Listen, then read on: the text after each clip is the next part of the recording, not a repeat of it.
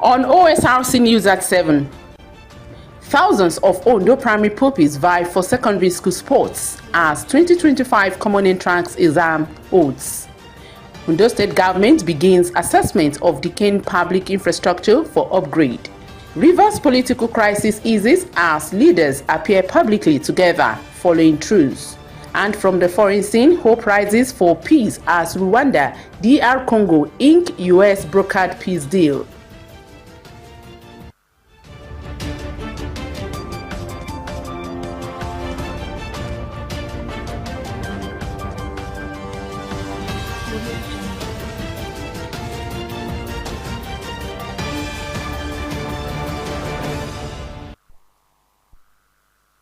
Good evening and thank you for joining us on the news at 7.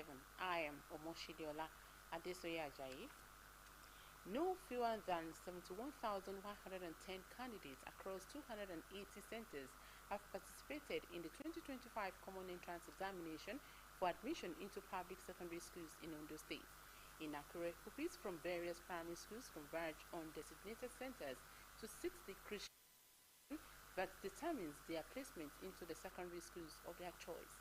Blessing Obe reports that some of the centers visited include St. Peter's Unity Secondary School, Akure Oyemekon Grammar School, Adegbola Memorial Grammar School, Ijapo High School, among others. It's the 2025 Common Entrance Examination for thousands of primary school pupils across Ondo State. From one center to another, candidates were seen fully engaged, focused, and determined as they tackle questions that will define the next stage of their academic journey. At the centers monitored, pupils were seated in rows, writing with concentration as examination booklets and optical mark recognition sheets were distributed. School administrators at the various centers expressed satisfaction with the smooth and orderly conduct of the exercise. The students came very early. I have about 15 different schools that are sitting for the exam here today, and the students have been around 6:37 at the gates. So when it was around 7:30, we started marching them into the school and giving them their different classes where they are going to write their examination. To the glory of God, at least the state government with what is on ground here, yes, it's a well-arranged examination for the upcoming generation. Some of the candidates, visibly confident, said they had prepared well and were optimistic about securing admission into their preferred secondary schools. I believe that I am going to pass this exam and I will be accepted in any school I go to. I prepare for this exam and I believe that I will pass. I'm prepared for this exam and I believe I will pass. Yes, I have the belief that I will pass this exam. By the grace of God, I shall pass this exam. Also present to monitor the process was the Administrative Secretary of the Ministry of Education, Science and Technology, Akindele Ige, who led the monitoring team to some of the centers. He described the conduct of the examination as smooth, fair, and highly commendable. The exam is very satisfactory.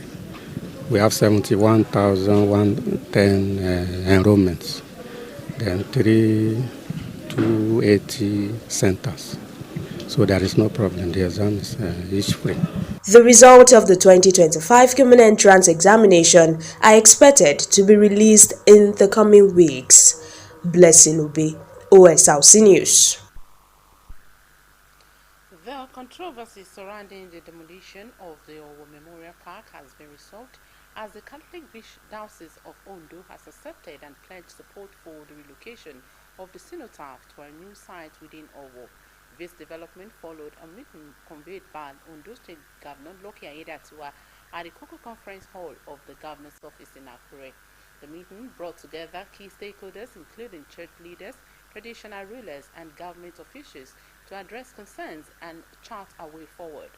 Governor Aiyedatiwa stressed the importance of a peaceful coexistence between religion and culture, noting that the decision to demolish the Memorial Park was made to prevent communal crises and foster harmony. He announced the formation of a government team to work closely with the stakeholders in selecting a new mutual acceptable location for the cenotaph. The governor also urged all parties and critics to avoid inflammatory language that could incite unrest in the community. Church leaders, including Bishop Arugundade, expressed support for the relocation, describing the recent crisis as unnecessary. They assured the government of their cooperation in finding a suitable new site and reaffirmed the Catholic Church's long-standing respect for our culture and traditional institutions. In a bid to boost administrative performance and public service delivery, the Ondo State government has commenced an on-the-spot assessment of decaying public infrastructure across the state. Officials from the Ministry of Works, Lands and Housing, led by the Special Advisor to the Governor on Infrastructure, Lands and Housing, Ayorinde Olawoyin, visited the Ministry of Women Affairs and Social Development to assess all facilities for immediate action. Omori Olangoji reports that the officials had earlier visited the Ministry of Water Corporation for the same purpose. Most of the facilities at the Ministry of Women Affairs and Social Development were built decades ago during the administration of the late Governor Pa Adekunle Ajashin. From the walls to the rooftops, the structures are deteriorating, dilapidated, and increasingly unfit for effective service delivery.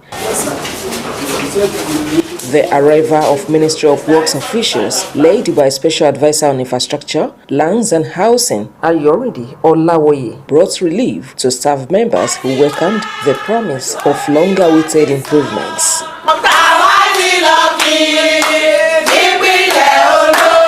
Special Advisor on Women Affairs, Dr. Seun Osamaye, conducted the team round the facilities, including the Government Officials Block, the Babatunde Ajashin Auditorium, Skill Acquisition Training Center, and the administrative blocks, among others. The assessment was thorough, with architects and structural engineers brainstorming together on site. These buildings are old. They might expire. After about an hour of inspection, team leader Mr. Olawoye explained that the visit was in line with Governor Lucky Ayedatiwa's directive to conduct a comprehensive structural audit and prepare design plans for the renovation of key government institutions. He assured that the ministry will develop a detailed design and set an execution plan in motion with a commitment to engage qualified professionals to ensure quality, safety, and sustainability. Before we can commence innovation of this ministry, so we have to carry out some test analysis. We call it integrity test with bands Amatex, to check the strength of the beam and to check the strength of the column and to check the strength of the slab, so before we can commence renovation. So if we discover that the strength of the slab and the columns is not good, so we are going to knock it down. But if it is good, then we are going to commence renovation with immediate effect. Appreciating Governor Ayedatiwa's dedication to modernizing public facilities, Dr. Seun Osamaye expressed confidence that the move will not only sustain infrastructural development, but also enhance administrative efficiency and improve public service delivery. Our staffs are prepared. See, what we need to do is to prepare ourselves to move out. We are prepared to, manage ourselves in other spaces to allow this job to be done speedily, because we know once the job is done, once the infrastructure is transformed, this place will live to its responsibility of taking care of our people. And apart from also this, we are planning to turn the Ministry of Women Affairs into a productive one. The team had earlier visited the Ministry of Water Corporation for a similar assessment. Omori Olangoji, Osrc News. Vel Okitipupa Oil Palm PLC has intensified security measures across its plantations in Okitipupa, Urili, and SL, the local government areas.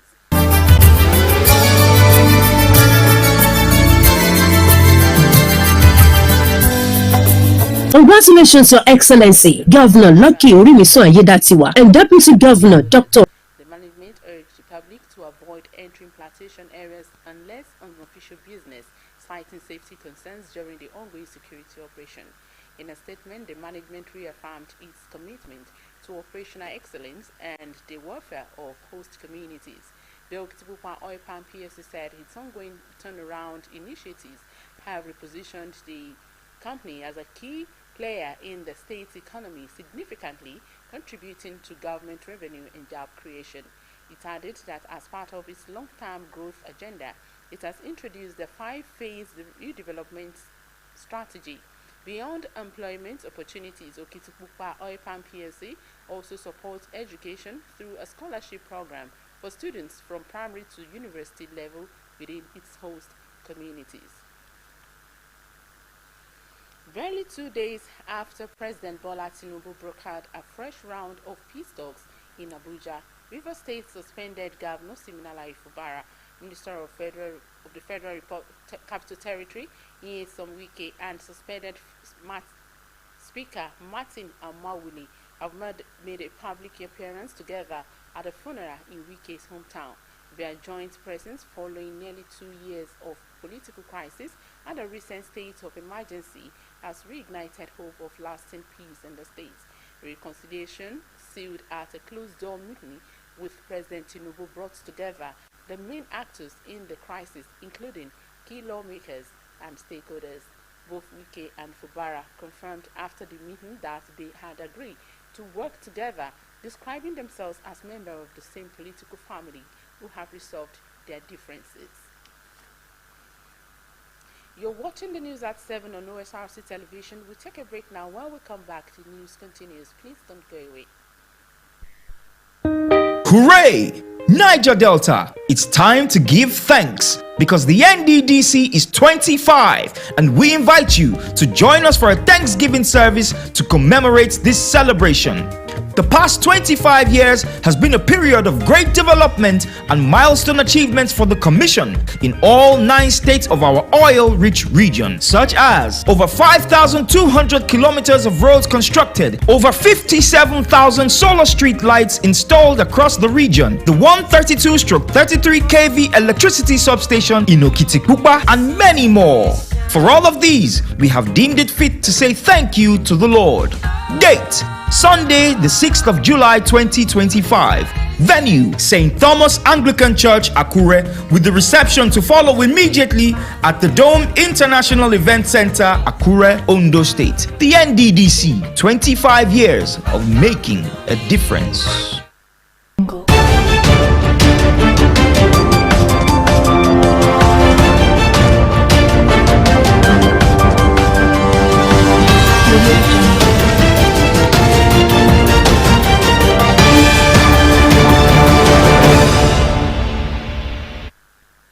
Glad to have you back. Don't forget you can watch us live on our website www.osrc.ng or follow us on Facebook at Osrc TV, and on YouTube you can subscribe to our channel Osrc TV Ondo. The Ondo State Radio Vision Corporation (OSRC) is committed to professional excellence in broadcasting. This assurance came from the Director General, Mr. Kenneth Odushola Stevenson, during a courtesy visit by our former Managing Director of the corporation, Mr. Adiayeni, to his office in Akure. OSRC correspondent Abidemi Akinrote reports.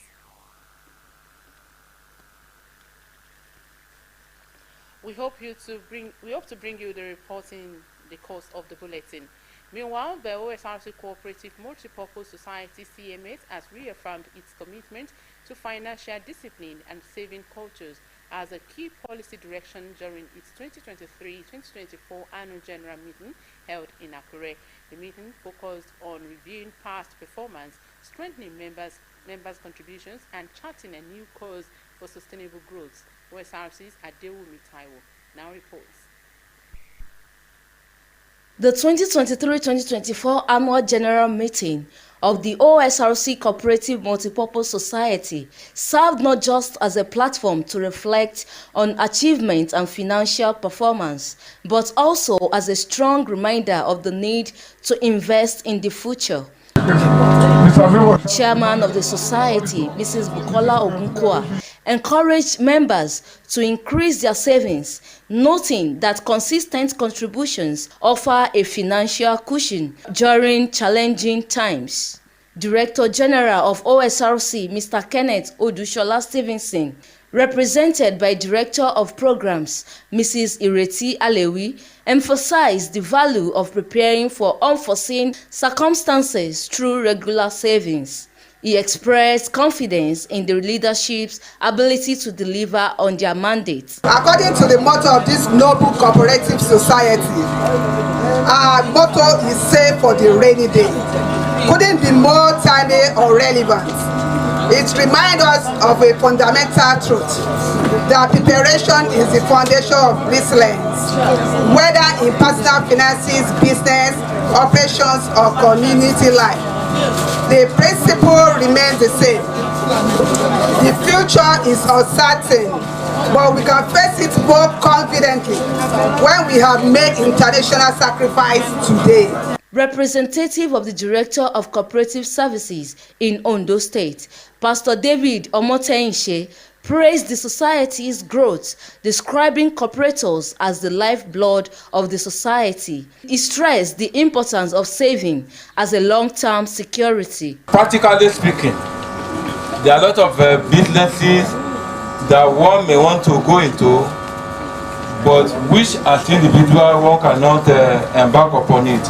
But through the effort of the cooperative, member will be able to access loan and carry out their project. A key moment at the meeting was the formal dissolution of the outgoing Executive Council, followed by elections and the swearing-in of new officers.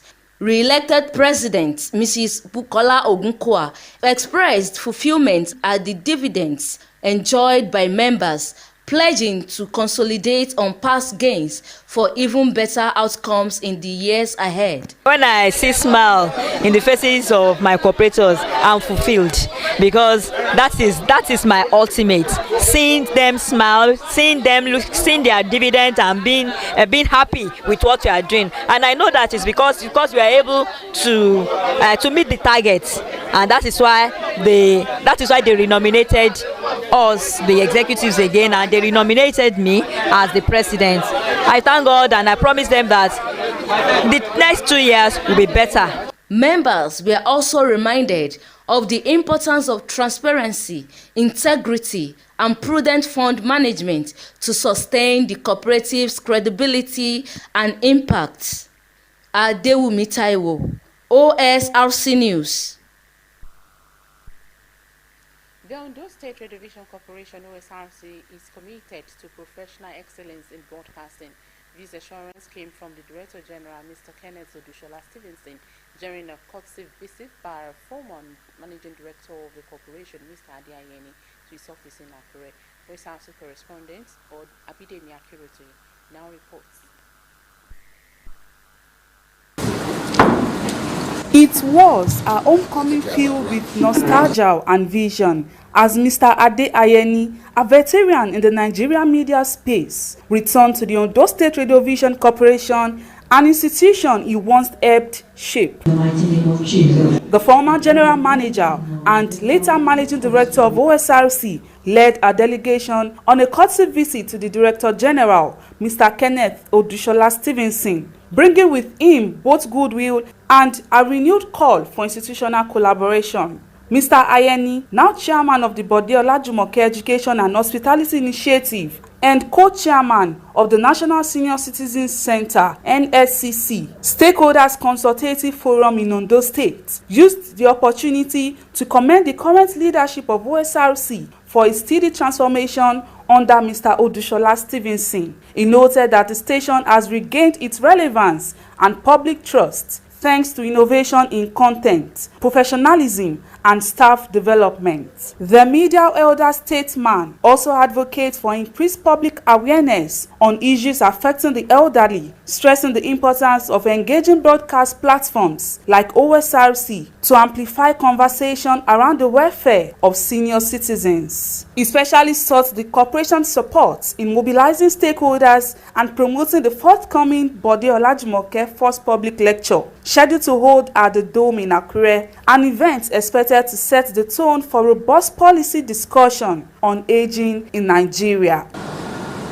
This is a structure being built to support the individual but impactful efforts of Dr. Bode Olajumoke, who has been involved passionately for many years in giving out scholarships to many students in various Nigerian institutions and abroad, especially his deep and emotional involvement with persons living with disabilities. It is therefore dedicated to promoting access to education for underprivileged and disabled students in our educational institutions in Nigeria.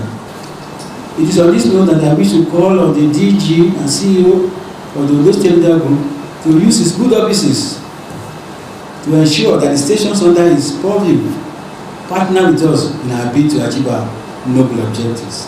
The Director General, Mr. Kenneth Odushola Stevenson, described the visit as both an honor and encouragement, promising that Osrc would continue to prioritize public service, civic engagement, and professional excellence in all its operations. He noted that the legacy left behind by veterans like Mr. Ayeni remains a source of inspiration and pledged to sustain the values of integrity, mentorship, and innovation in broadcasting. He's someone that I know very well, and I want to thank you very much for taking up the challenge to actually lead this organization on his behalf. And I know he will never disappoint. He is a man of honor. We will be there, and I'm sure the team are here. They will prepare themselves against that Tuesday. For the National Senior Citizen Center, you know, the senior citizens are full of wisdom. To keep track of our senior citizens, I'm sure that was why that center was created. And I believe that with you at the saddle and the honorable that is in it, I'm sure Ondo State will make a very strong impact with that organization. The visit, beyond its symbolic value, reinforced the need for institutions to draw strength from the past, invest in the present leadership, and envision a future built on collaboration and shared purpose. Abidemi Akirotoye, Osrc News. The deaf community in Ondo State has called for equal treatment and greater recognition within society. Speaking at the one-year anniversary of the Task Force Security for Deaf held in Ore, Odigo local government area, President of the platform, Olalekan Akimusini, condemned the discrimination faced by deaf individuals. Akimusini informed that the association now has over 6,000 registered members across Ondo State, stressing the growing voice and presence of the community deaf. Osrc reporter Omoriola Nguji has details. These individuals, hard of hearing, are part of the broader persons with disabilities community. Their bright faces, joyful spirits, and unity in matching outfits is a testament to their welcoming, loving, and resilient nature. The Task Force Security for the Deaf was founded a year ago to tackle the challenges faced by the members, promote order within the community, enhance their safety, and foster collaboration with government and other stakeholders for inclusive development. In his speech, President Olalekan Akimusini expressed deep dissatisfaction over the neglect, discrimination, and limited opportunities that often push deaf persons into street begging despite their skills and potential.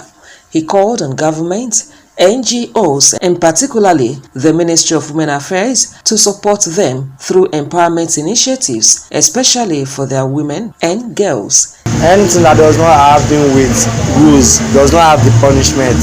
So for an erring to want to admit them from doing something, it will be very hard. That is why they think of creating their own association, so that they'll be able to punish them on their own way.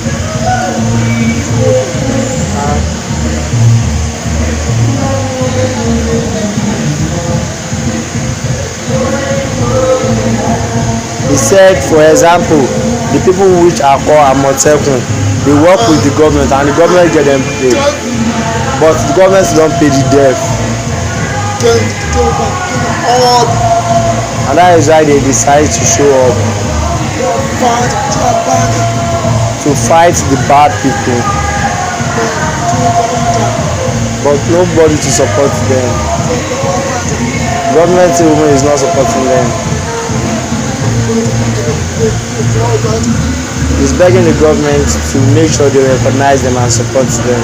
So the essence of Guests from other states, including the former chairman of the Orile Agege Deaf Association, Raphael Akimbami, urged members to stay united and maintain dignity in the face of challenges.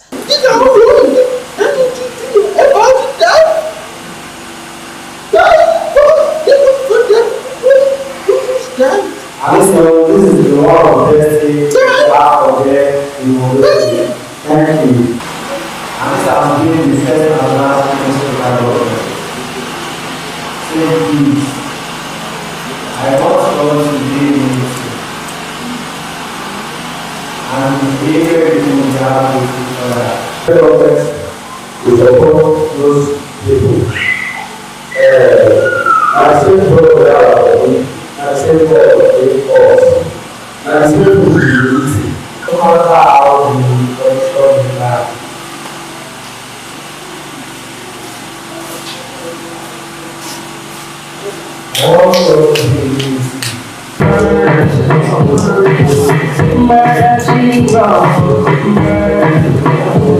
The event climaxed with members dancing joyfully in celebration of the 1-year anniversary and in gratitude to God. Omoriola Ngbeji, Osrc News.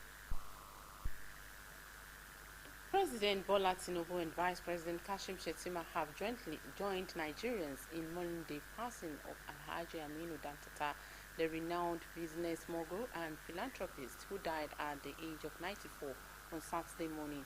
In a statement by his media aide Bayo Ononuga, President Tinubu described Dantata's death as a monumental national loss, highlighting his immense contributions to Nigeria's economic growth and development. Tinubu praised Dantata's long-standing business acumen and his service as Commissioner for Planning and Development in Old Kano State, as well as his dedication to philanthropy, especially in education and healthcare. The president recalled his personal relationship with the late business titan, describing Dantata's wise counsel and support as deeply valuable. Vice President Shettima, in a condolence message through his aide, Stanley Nwocha, expressed deep sorrow, describing Dantata as an irreplaceable institution and a living bridge that connected us to our past. Shettima said Dantata's passing marks the end of a vital chapter in Nigeria's economic and democratic history. Born into the Dantata family of Kano, Aminu Dantata built on his father's commercial legacy to become one of Nigeria's most influential business figures, with interests spanning in construction, manufacturing, banking, agriculture, and oil and gas. Rwanda and Democratic Republic of Congo have signed a U.S. brokered peace agreement, raising hopes for an end to fighting that has killed thousands and displaced hundreds of thousands more this year. The two African countries' foreign ministers, alongside U.S. Secretary of State Marco Rubio, signed the agreement in Washington. It pledged to implement a 2024 deal that will see Rwanda's troops withdraw from eastern Congo within 90 days. And that's news at 7, but before we go, let's take a quick look at the major stories. A total of 71,110 candidates have sat for the 2025 Common Entrance Examination for admission into public secondary schools in Ondo State. The examination determines the placement of primary school pupils into their referred secondary schools. We also told you that Ondo State government has commenced an on-the-spot assessment of decaying public infrastructure across the state to allow for necessary upgrade. We also told you that Rivers State suspended Governor Fubara and Minister of Federal Capital Territory Nyesom Wike have made a public appearance together at a funeral in Wike's hometown. Both Wike and Fubara confirmed that they have agreed to work together, describing themselves as members of same political family who have resolved their differences. And finally, we told you that Rwanda and Democratic Republic of Congo have signed a U.S. brokered peace agreement in Washington, raising hopes for an end to fighting that has killed thousands. And that's it on the news at 7. Thank you so much for watching. Good evening.